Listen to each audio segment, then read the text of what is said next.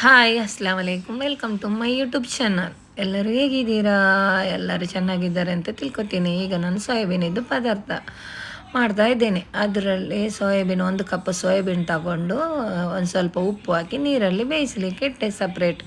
ಆಮೇಲೆ 2 ಕಂಡೆ ನೀರುಳ್ಳಿ ತಗೊಂಡು 2 ಕಂಡೆ ಟೊಮೆಟೊ, 1 ಕಾಯಿಮೆಣಸು ತೆಗೆದು ಚೆನ್ನಾಗಿ ಹಚ್ಚಿ ಅಲ್ಲಿ ಇಟ್ಟೆ. ಅದಷ್ಟೊತ್ತಿಗೆ ನಂದು ಸೋಯಾಬೀನ್ ರೆಡಿ ಆಯಿತು. ಈಗ 2 ಕಂಡೆ ನೀರುಳ್ಳಿ ಚೆನ್ನಾಗಿ ಹಚ್ಚಿದ್ದು 2 ಸ್ಪೂನು ಆಯಿಲ್ ಹಾಕಿ ಒಳ್ಳೆ ರೀತಿಯಲ್ಲಿ ಫ್ರೈ ಮಾಡ್ತಾ ಇದ್ದೇನೆ. ಫ್ರೈ ಮಾಡಿದಾಗ ಕಾಯಿ ಮೆಣಸು ಅದಕ್ಕೆ ಹಾಕಿ 2 ಟೊಮೆಟೊ ಅದಕ್ಕೆ ಹಾಕ್ತಾ ಇದ್ದೀನಿ.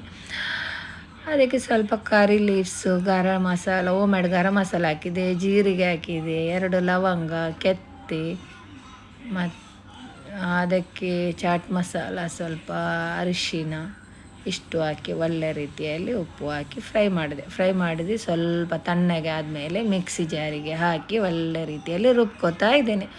ರುಬ್ಬಿ ಆದಮೇಲೆ ಅದಕ್ಕೆ ಸೋಯಾಬೀನಿದ್ದು ನೀರು ಬಿಸಾಡಲಿಲ್ಲ, ಅದಕ್ಕೆ ಮಿಕ್ಸಿ ಜಾರಿಗೆ ಹಾಕಿ ಅದಕ್ಕೇ ಹಾಕಿದೆ. ಮೆಣಸು ಕಡೆದಿಟ್ಟದ್ದಿತ್ತು, ಅದನ್ನು 3 ಸ್ಪೂನು ಅದಕ್ಕೆ ಹಾಕಿದೆ. ಒಂದು ಸ್ಪೂನು ಶುಂಠಿ ಬೆಳ್ಳುಳ್ಳಿ ಪೇಸ್ಟ್ ಹಾಕಿದೆ.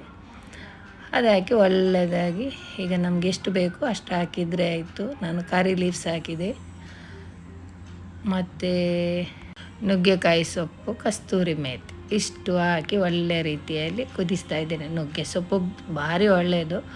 ಆಮೇಲೆ ಇದು ನಂದು ಬೇಯಿಸಿಟ್ಟ ಸೋಯಾಬೀನ್ ಅದಕ್ಕೆ ಹಾಕಿ ನಂದು ಕುದೀಲಿಕ್ಕೆ ಇಟ್ಟೆ. ಆಮೇಲೆ ಡೆಕೋರೇಷನಿಗೆ ಸ್ವಲ್ಪ ಕೊತ್ತಂಬರಿ ಸೊಪ್ಪು ಹಾಕಿ ಈಗ ನಂದು ಸೋಯಾಬೀನ್ ಪದಾರ್ಥ ರೆಡಿ ಆಯಿತು. ನೀವು ನೋಡಿ, ಲೈಕ್ ಮಾಡಿ, ಸಬ್ಸ್ಕ್ರೈಬ್ ಮಾಡಿ, ಟ್ರೈ ಮಾಡಿ ಮ್ಯಾಕ್ಸಿಮಮ್ ನೋಡಿ.